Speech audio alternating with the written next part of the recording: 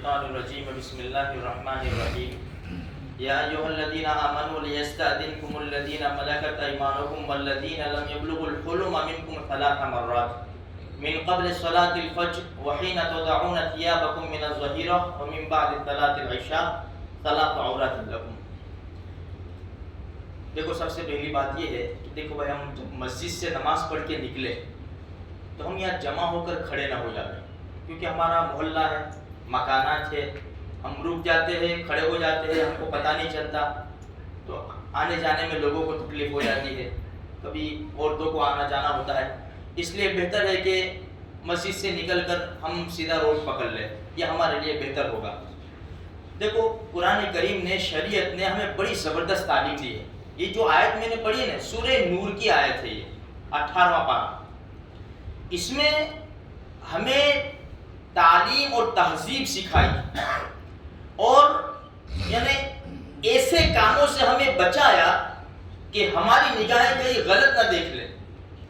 یہ آیت کریمہ کا ترجمہ مفہوم یوں ہے کہ اے ایمان والو، جب تم داخل ہو لیستأذنکم الذین ملکت ایمانکم، یہ یعنی جو غلام ہیں، باندی، اس کے بارے میں. لیکن میں آپ کو مختصر بتاؤں کہ قرآن کیا کہتا ہے کہ جب تمہیں کہیں داخلہ لینا ہو، یعنی داخل ہونا ہو تم کو، تو پہلے اجازت لو.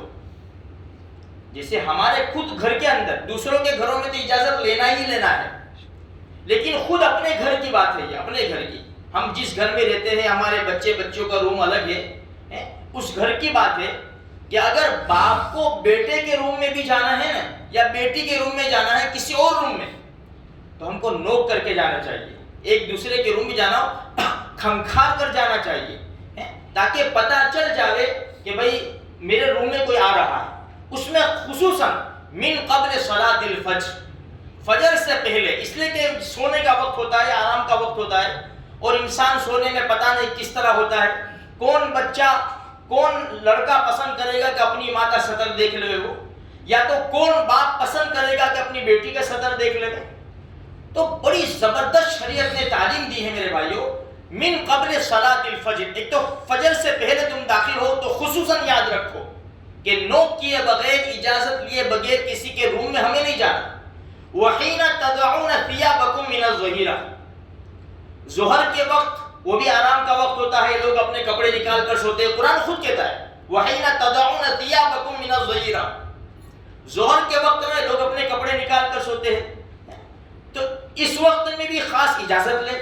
ومن بعد صلاۃ العشاء، اور عشاء کی نماز کے بعد جو عام طور پر پوری دنیا کے اندر سونے کا وقت ہوتا ہے، 3 عورات لکم، یہ تین جو بتائے نا، خصوصاً یہ پردے کے وقت ہے.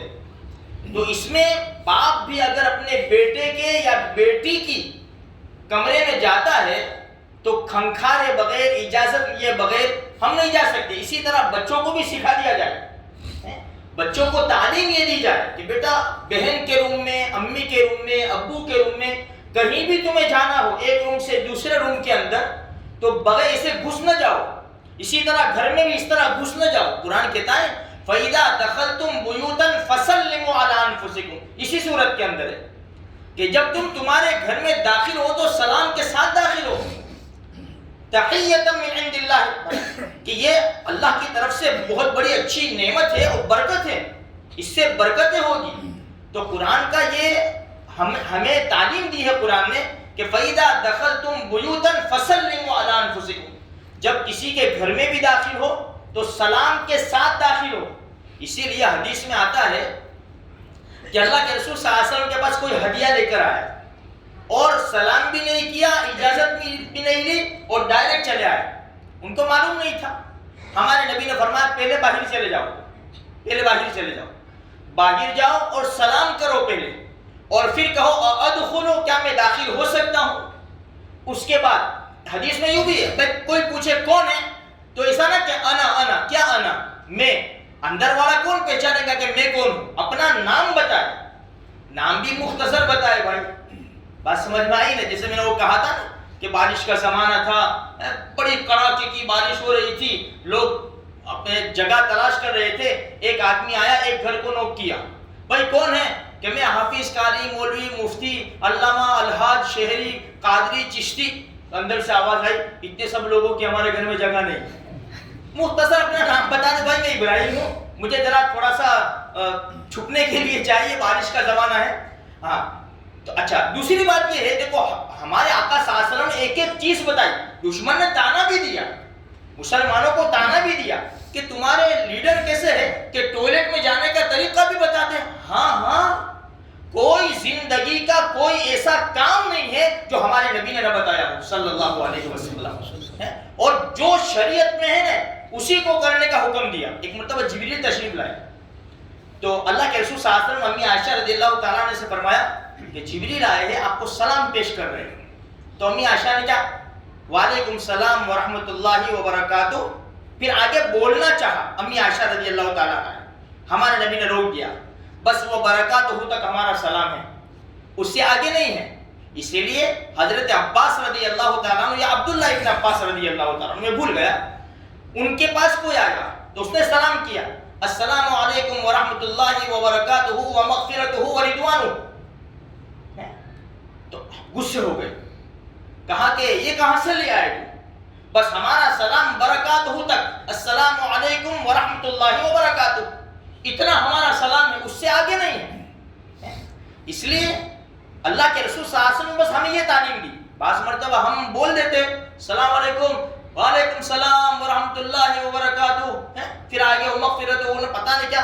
بعض لوگ تو ایسا مذاق کر جاتے، وعلیکم السلام، جنت المقام، دوزخ کے حرام، تمہارے بچے ہمارا غلام.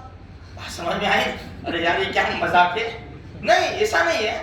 شریعت نے جو ہمیں کہا ہے نا بس اس کو. تو کہنے کا مقصد یہ ہے میرے بھائیوں، اپنے بچوں کو بھی تعلیم دو. اور ہم اگر کسی کے گھر پہ جائیں، جس میں مثال کے طور پر بھئی یہ دروازہ ہے، بالکل سامنے دروازہ، تو دروازے کے سامنے نہ کھڑے رہے، بالکل تھوڑا آڑ میں کھڑے رہے، ادھر ہٹ کر، اور پھر نوک کرے. اس لیے کہ بھئی اندر کون ہے پتہ نہیں ہے. بھئی دروازہ کھولا، کسی عورت نے دروازہ کھول دیا تو ہماری نگاہ نہیں پڑنی چاہیے. اس لیے شریعت کا قانون بڑے زبردست ہے، یعنی بالکل گناہوں سے کوئی ایسا راستہ نہیں بتایا شریعت نے کہ انسان گناہوں میں پھنس جائے. یہ سب گناہوں سے بچنے کے راستے ہیں. تو بھئی اگر کسی کے گھر میں نوک کرو، کھٹکھٹاؤ، تو دروازے کے اس طرف کھڑے رہو اور سلام کر کے داخل ہو. اس سے حدیث میں آتا ہے بھئی گھر سے نکلو تو بھی سلام کرو، اور گھر میں داخل ہو تو بھی سلام کرو. السلام علیکم. ایک صحابی آئے، فرمایا السلام علیکم، ہمارے نبی نے فرمایا وعلیکم السلام 10. دوسرے آئے السلام علیکم ورحمۃ اللہ، ہمارے نبی نے فرمایا 20. تیسرا آئے السلام علیکم ورحمۃ اللہ وبرکاتہ، ہمارے نبی نے فرمایا 30. یعنی ان کو 30 نیکیاں ملے گی. السلام علیکم، تم پر سلامتی ہو، بھائی 10 نیکیاں ملے. السلام علیکم ورحمۃ اللہ، تم پر سلامتی ہو اور اللہ کی رحمت ہو، وبرکاتہ، اور اس کی برکتیں ہو. اس لیے میرے بھائیوں آج عام طور پر دیکھو فون، ایک مسئلہ میں آپ کو بتاؤں، یہ ہماری بہت کمی ہے، ہمیں اس کمی کو پورا کرنا چاہیے. بھئی ہمیں معلوم ہے کہ میری بیوی کا فون ہے، بیٹے کا فون ہے، بھائی کا فون ہے، دوست کا فون ہے، یہ معلوم نمبر کے ساتھ ہمیں معلوم ہے کہ اس کا فون آیا تو اٹھا، ہاں بول کیا ہوا؟ نہیں، السلام قبل الکلام. ہمارے نبی کیا فرماتے ہیں؟ جو بغیر سلام کے آئے نا اس کو اجازت مت دو. تو پہلے سلام کرو یار. ہمیں پتہ، اگر نمبر معلوم نہیں ہے تو مسئلہ اور ہے کہ بھائی کوئی غیر ہو سکتا ہے اور غیر کو سلام کرنا جائز نہیں ہے. ہم کو تو پتہ ہے کہ بیوی کا فون ہے، بیٹی کا فون ہے، بیٹے کا فون ہے، بھائی کا، رشتہ دار کا، ہمیں پتہ. تو سلام کو عام کرو میرے بھائی. باپ بیٹا بات کرتے، بھائی فون آتا ہے، ہاں بول کیا ہوا، یہ کر دیا، وہ کر دیا، اوکے چل ٹھیک ہے، بس. نہیں، بات شروع کرو سلام سے اور بات ختم کرو سلام سے. میں آپ کو ایک مثال دوں. بیٹا گیا بینک میں پیسے لینے کے لیے، اب وہاں بینک کے باہر فون کرتا ہے کہ ابا میں کتنے اپنے کو لینے کے ہیں، یہ ہے وہ ہے. بیٹا اتنے لے لیں. ہو سکتا ہے کہ ادھر کئی جاسوس پھر رہے، چور پھر رہے. اب انہوں نے تیاری کر لی پوری. اب اگر ہم نے کیا السلام علیکم کہ تم پر سلامتی ہو، سامنے سے جواب وعلیکم السلام تم پر بھی سلامتی ہو، سلامتی ہو گئی. اب یہ سارا پلان فیل ہو جائے گا چوروں کا، سارا پلان فیل ہو جائے گا. کتنا بڑا فائدہ ہے، ایک سنت ادا کرنے میں ہزاروں لاکھوں بچ جائیں گے، جان بچ جائے گی. اس لیے سلام کو عام کرو. حدیث میں آتا ہے نا لا تدخلوا الجنۃ حتی تؤمنوا ولا تؤمنوا حتی تحابوا اولا ادلکم علی شیء اذا فعلتموه تحاببتم افشوا السلام بینکم. ہمارے نبی نے کتنی بڑی بات فرمائی کہ تم جنت میں داخل نہیں ہو سکتے یہاں تک کہ ایمان والے نہ بن جاؤ، اور ایمان والے نہیں بن سکتے یہاں تک کہ تم آپس میں محبت نہ کرنے لگو. پھر ہمارے نبی فرماتے میں تم کو بتاؤں ایسی چیز کہ اگر تم اس کو کرو گے تو تمہاری آپس میں محبت ہو جائے گی. افشوا السلام بینکم کہ سلام کو عام کرو. افشوا السلام واطعموا الطعام وصلوا الارحام وصلوا باللیل والناس والنیام تدخلوا الجنۃ بسلام. ہمارے نبی کے الفاظ تو دیکھو، سلام کو عام کرو، کھانا کھلاؤ. افشوا السلام واطعموا الطعام کھانا کھلاؤ، وصلوا الارحام آپس میں صلہ رحمی کرو. اور لوگ سو رہے ہو جب نماز پڑھو تہجد کی، سلامتی کے ساتھ جنت میں داخل ہو جاؤ. ہمارے نبی کی بہترین تعلیم ہے میرے بھائیوں. ہمارے لیے ضروری ہے کہ ہم سلام کو عام کریں، ہم شرم نہ کریں.